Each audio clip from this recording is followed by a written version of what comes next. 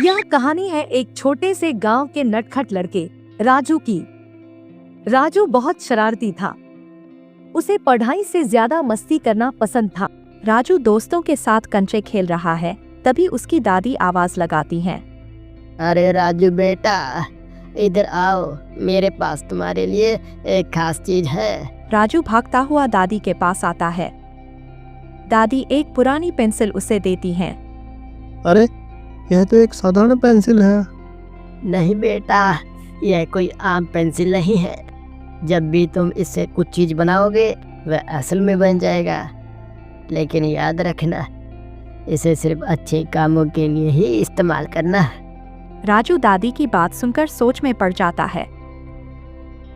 रात का समय राजू अपने कमरे में बैठा पेंसिल को घूर रहा है। वह इसे आजमाने के लिए एक सेब बनाता है। देखते ही देखते वह सेब असली बन जाता है। अरे वाह, ये तो सच में ही जादू पेंसिल है।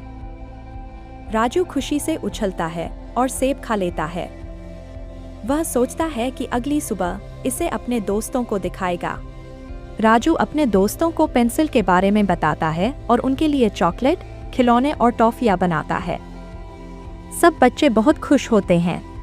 राजू, यह तो कमाल की चीज है, लेकिन क्या तुम्हें नहीं लगता इसका इस्तेमाल सोच समझकर करना चाहिए?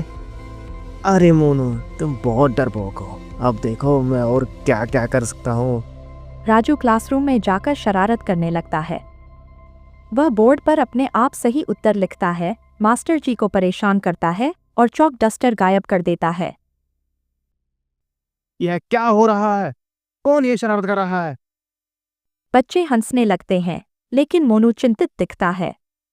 शाम का समय राजू अपनी पेंसिल की चमक को फीका होते देखता है। उसे समझ नहीं आता कि ऐसा क्यों हो रहा है। अरे, मेरी जादुई पेंसिल क्यों खराब हो रही है? तभी वह रास्ते में एक गरीब बच्चे को देखता है जो भूखा बैठा है। राजू सोचता है और फिर पेंसिल से खाना बनाकर उसे दे देता है। जादुई पेंसिल फिर से चमक उठती है। ओह, अब समझ आया, ये जादू सिर्फ अच्छे कामों के लिए है। राजू खुशी खुशी उस बच्चे को खाना खिलाता है और तय करता है कि वह इस पेंसिल का सही इस्तेमाल करेगा। अब राजू इस पेंसिल का उपयोग गरीबों की मदद करने में करने लगा। वह जरूरतमंदों के लिए खाना, कपड़े और किताबें बनाता है। सब लोग उसे दुआएं देते हैं। अब तो समझ गए ना राजू? हाँ मोनू, असली जादू वह होता है जो दूसरों की मदद के लिए किया जाए।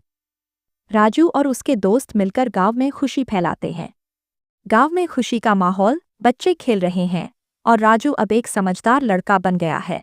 इस कहानी से हमें यह सीख मिलती है कि शक्ति का सही उपयोग ही असली जादू है। जब हम अपनी ताकत अच्छे कामों में लगाते हैं तो दुनिया और भी खूबसूरत बन जाती है।